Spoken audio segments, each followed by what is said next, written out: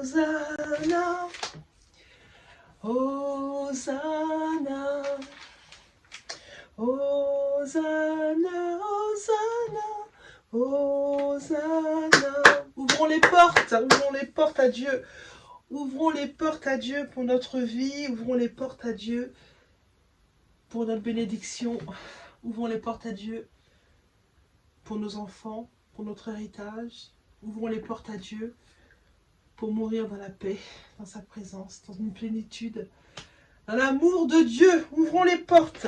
Aujourd'hui, j'avais à cœur de vous parler de l'intimité. L'intimité de Dieu et les stades, les paliers de l'intimité. Car le salut et la grâce de Dieu, le salut est gratuit, mais l'intimité de Dieu, elle se mérite. Et c'est là, c'est ce qu'on va voir. On va voir comment y parvenir pour avoir cette intimité avec Dieu. Les stades de l'intimité de Dieu, il y a des stades. Il y a des stades. Nous marchons avec Dieu, nous avons confiance en Dieu, nous faisons notre baptême et nous sommes contents. Et effectivement, pour arriver à une confiance, il faut qu'il y ait une intimité avec lui. Quand il y a une intimité avec Dieu, avec Jésus, il y a également une confiance qui commence à se sceller dans cette intimité que nous avons avec lui. L'intimité, elle ne peut pas se développer s'il n'y a pas de retour. Il faut que ce soit un échange, un partage. Comme un ami. Quand vous appelez une amie ou un ami, vous communiquez avec cette personne, vous échangez, vous parlez, il y a un échange, il y a un partage. Et c'est de ce partage-là que va naître une intimité, une proximité. C'est pareil avec Dieu. C'est vraiment pareil. Mais c'est plus important, parmi toutes les choses importantes de votre vie, d'avoir une intimité solide et respectueuse avec Dieu. L'amitié est un processus de réciprocité. Nous ne pouvons pas être amis avec une personne qui ne veut pas être amie avec vous. C'est pas possible. Il faut que les deux aient un cœur ouvert pour pouvoir sceller cette amitié. L'intimité se mérite, non pas avec de l'argent, mais avec de la confiance et du respect. C'est en cela que l'intimité, elle se mérite. La parole de Dieu déclare en Matthieu 7, verset 6, « Ne donnez pas les choses saintes aux chiens et ne jetez pas vos perles devant les pourceaux, de peur qu'ils ne les foulent aux pieds, ne se retournent et ne vous déchire. » Être sauvé ne veut pas dire être ami de Dieu. Vous êtes sauvé, gloire à Dieu, c'est une bonne chose. Mais mieux encore, c'est d'être ami de Dieu, ressentir le cœur de Dieu, marcher dans la plénitude du cœur de Dieu, que nous allions à gauche ou à droite, nous sentons le cœur de Dieu et nous savons si le chemin que nous empruntons, c'est le bon ou pas. C'est ça l'intimité avec Dieu. Et vous savez, c'est surnaturel et c'est magique de marcher dans le surnaturel et dans la intimité de Dieu. Parce que quand vous prenez une décision, vous voulez prendre une décision qui n'est pas celle de votre ami, que l'intimité avec Dieu, Dieu va vous faire ressentir par son Saint-Esprit que la voie que vous voulez prendre soit les bonnes, soit les pas bonnes. Ça, on peut l'obtenir que seulement avec l'intimité de Dieu. Dieu aime tous les hommes, il aime tous les hommes. On ne peut pas revenir sur cette vérité.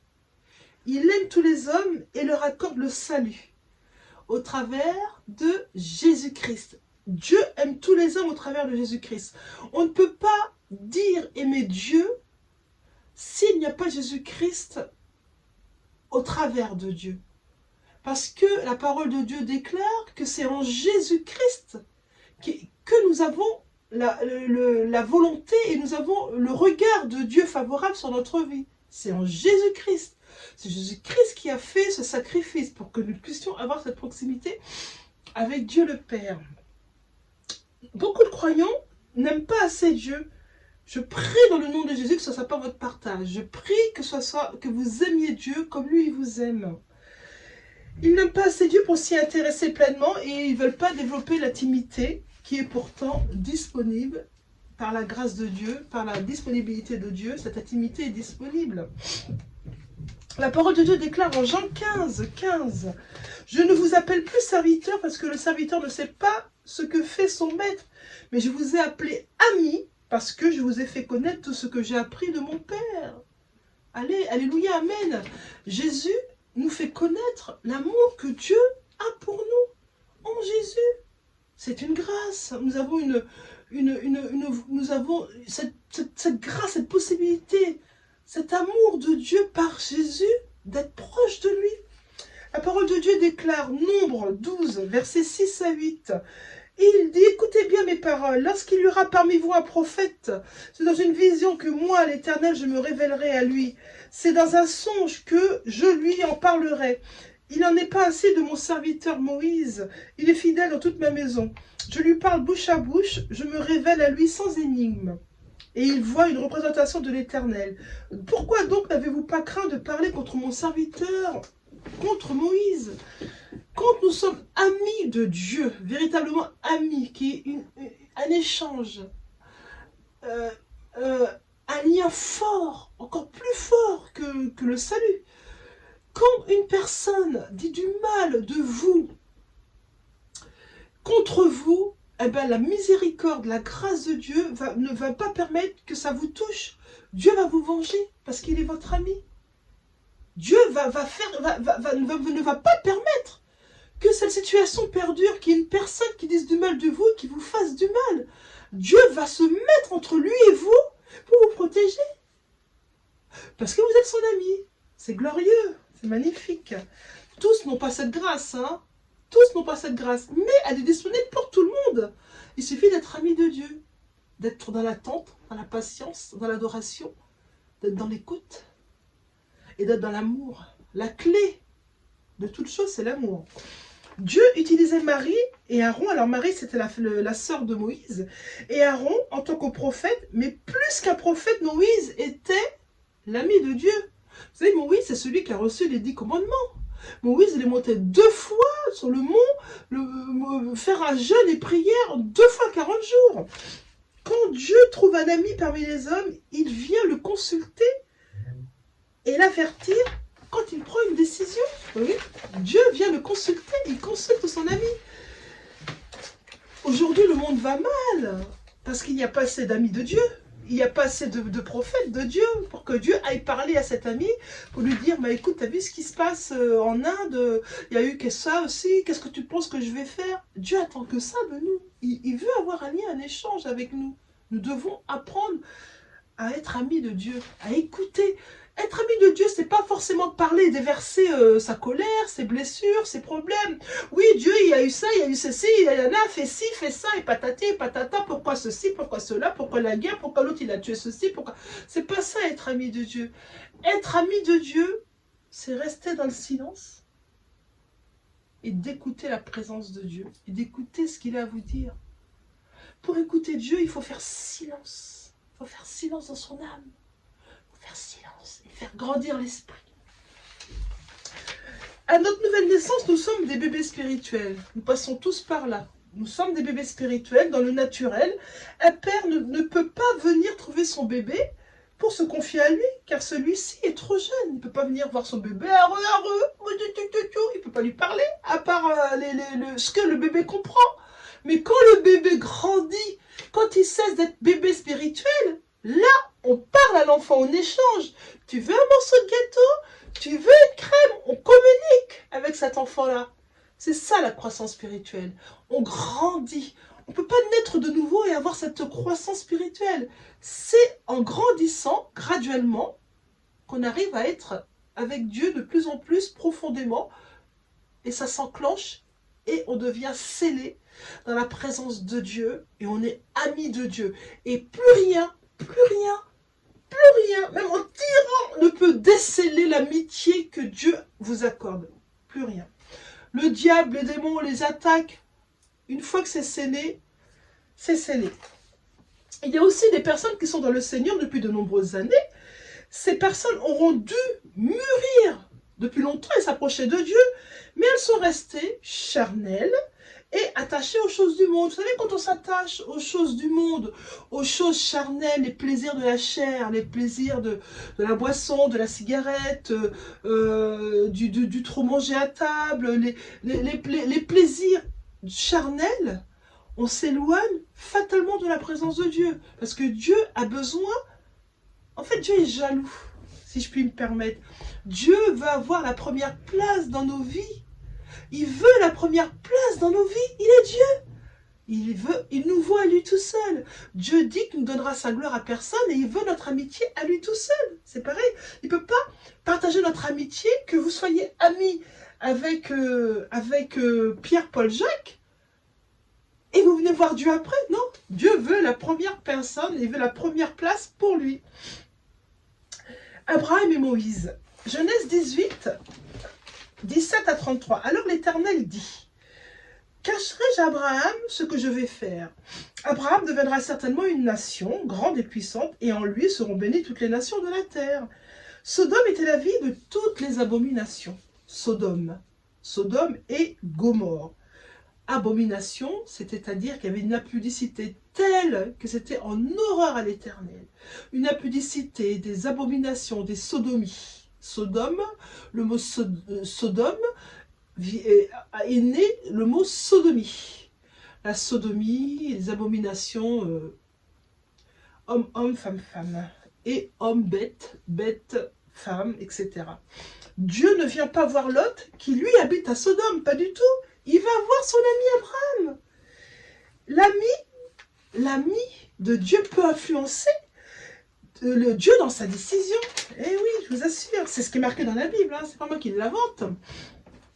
Nos amis nous influencent et on parle à notre amitié. Un ami peut appeler n'importe quand, n'importe où.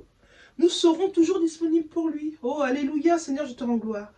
Quand vous êtes dans votre lit, ou au travail, ou dans le train, ou dans la voiture, vous avez besoin de parler à un ami. Vous appelez, prenez votre téléphone, vous appelez votre ami. Oui, je dis pas non, mais sachez que Dieu est votre ami premier et qu'il est là en toutes choses.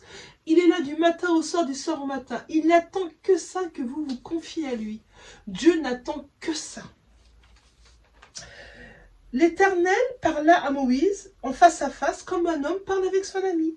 Exode 33, 11. Pardonne maintenant leurs péchés. Sinon, efface-moi de ton livre que tu as écrit, dit Moïse à Dieu. Exode 32, 32. Aaron et Myriam, qui servaient Dieu, n'avaient pas pu faire cette prière, car ils n'avaient pas cette intimité avec Dieu. Vous savez, quand on n'a pas une intimité avec Dieu, il y a des prières qui nous sont limitées. Il y a des prières qu'on ne peut pas dire, parce que nous n'avons pas cette intimité. Le Saint-Esprit qui vit en nous ne pense même pas à dire cette prière, parce que nous n'avons pas cette intimité. Il y a un blocage. C'est l'intimité de Dieu qui va ouvrir tout un palais de circonstances, de communication et d'échange avec Dieu. Plusieurs stades d'intimité parmi les amis. Dieu s'offre à tout le monde. Dieu est Dieu. Il a sa grâce pour tout le monde. Mais tout le monde ne répond pas de la même manière à l'intimité de Dieu et pour tous ceux qui l'aiment, qui le cherchent et le craignent. Je répète, l'intimité de Dieu est pour tous ceux qui l'aiment, qui le craignent et qui le respectent. Voilà l'intimité de Dieu, c'est la clé, c'est les clés pour être intime de Dieu. Même parmi les amis, il y a plusieurs stades d'intimité. L'Église est l'épouse de Jésus. Nous avons donc tous la capacité potentielle de porter une semence de Jésus qui va changer l'humanité. Le mot semence et sperme sont très liés. Semence de Dieu en nous, enceinte de projets et de visions qui vont bouleverser le monde. La pureté de Timothée 2, 20 à 21 déclare: dans une grande maison, il n'y a pas seulement des vases d'or et d'argent, mais il y en a aussi de bois et de verre. Les uns sont de vases d'honneur, et les autres sont d'un usage vil. Si donc quelqu'un se conserve pur en s'abstenant de ces choses, il sera un vase d'honneur, sanctifié, utile à son maître, propre à toutes bonnes œuvres. Alléluia, gloire à Dieu. Exemple, tous nos vêtements n'ont pas la même valeur émotionnelle. Il y en a certains qui sont plus précieux que d'autres et dont nous prenions particulièrement soin. Il y a des vêtements, des robes de soirée que j'ai achetées, sont plus de valeur pour moi que d'autres vêtements. Et ces choses-là, je les mets en retrait. Ce qui est sale est dit impur, mais la pureté va au-delà de ne pas être sale. Et pur, ce qui n'est pas mélangé. Ce qui est pur, c'est ce qui n'est pas mélangé. On ne peut pas mélanger ce qui vient du monde et ce qui vient du ciel. Incroyable, non, ça passe pas comme ça. Et on veut rester dans la pureté. Ce n'est pas forcément mauvais, mais ce n'est pas pur. Si on veut être pur, on ne peut pas mélanger les pensées du monde avec les pensées de Dieu. C'est pas possible. Ne pas vivre dans le péché ou l'iniquité ne suffit pas pour être pur, car nous pouvons être sanctifiés mais agir avec l'esprit du monde. Mariage, travail, etc. Dans ces cas-là, nous sommes le produit d'une combinaison humaine divine. Le chrétien qui mélange la parole avec des stratagèmes humains se justifie en argumentant que les stratagèmes ne sont pas mauvais. Ne pas être mauvais ne signifie pas pour autant que c'est la volonté de Dieu. Eh oui. La volonté de Dieu, alléluia, gloire à Dieu, je bénis ton nom, Père. Romains 12,12 déclare, ne vous conformez pas au siècle présent, mais soyez transformés par le renouvellement de votre intelligence, afin que vous discerniez ce qu'est la volonté de Dieu, ce qui est bon, agréable et parfait. Il y a des choses que Dieu ne désire pas, le péché. Mais dans les choses que Dieu désire, il y a 3 dimensions, bon, agréable et parfait. Cela représente 3 stades de la volonté de Dieu. Ce qui est parfait surpasse ce qui est bon et agréable. Alléluia. Pour évaluer dans notre intimité avec Dieu, nous devons apprendre à ne pas faire seulement ce qui est bon, mais rechercher à faire ce qui est agréable et parfait. De manière générale, un croyant marche dans l'agréable, le parfait est rare, malheureusement. Exemple, un vêtement parfait, porté 1 ou 2 fois, est relégué au niveau d'agréable, alors qu'il était à la base parfait, ce vêtement. Merci Seigneur. Je prie Seigneur, dans le nom de Jésus, Seigneur, que les personnes qui vont m'écouter soient touchées par ces paroles et cherchent à devenir ton ami, Seigneur. Je prie dans le nom de Jésus que vous deveniez des amis de Dieu. Dieu a besoin d'amis, Dieu appelle votre vie pour venir à lui et être son ami. Je prie dans le nom de Yeshua. Je prie que vous soyez l'ami de Dieu, que vous appreniez à mettre Dieu en premier lieu dans votre vie. Pas les amis de la chair, pas les amis de cette terre, mais l'ami de Dieu, pour que Dieu puisse vous parler, communiquer avec Dieu, être guidé dans votre vie avec le Saint-Esprit et dans le nom de Jésus. J'envoie cette possibilité dans votre vie, j'envoie la paix de Dieu dans votre vie, j'envoie cette possibilité divine que Dieu soit votre ami, que je prie que vous mettiez les choses charnelles, les choses qui vous prennent du temps, vous les mettiez au 2e plan et que vous mettez Dieu au 1er plan pour que vous ayez une vie avec lui, une vie d'abondance, une vie d'amitié, une vie de partage, d'échange pour que Dieu puisse échanger avec vous des projets qu'il a pour ce monde et que vous-même, vous pouviez impacter autour de vous et commencer à marcher dans la présence de Dieu avec autorité, avec brio et avec l'amour de Dieu qui va vous descendre, couler sur vous et que vous soyez une lumière éclatante. La parole de Dieu déclare que Moïse, quand il descendait, quand il sortait de la présence de Dieu, il était éblouissant, la lumière jaillissait de son visage et pour cacher cette lumière, il mettait un voile sur lui pour pas que les autres aient peur. Je prie que vous ayez cette lumière, que la lumière de Dieu soit sur vous. Dans le nom de Jésus, j'ai prié. Amen. À bientôt. Au revoir.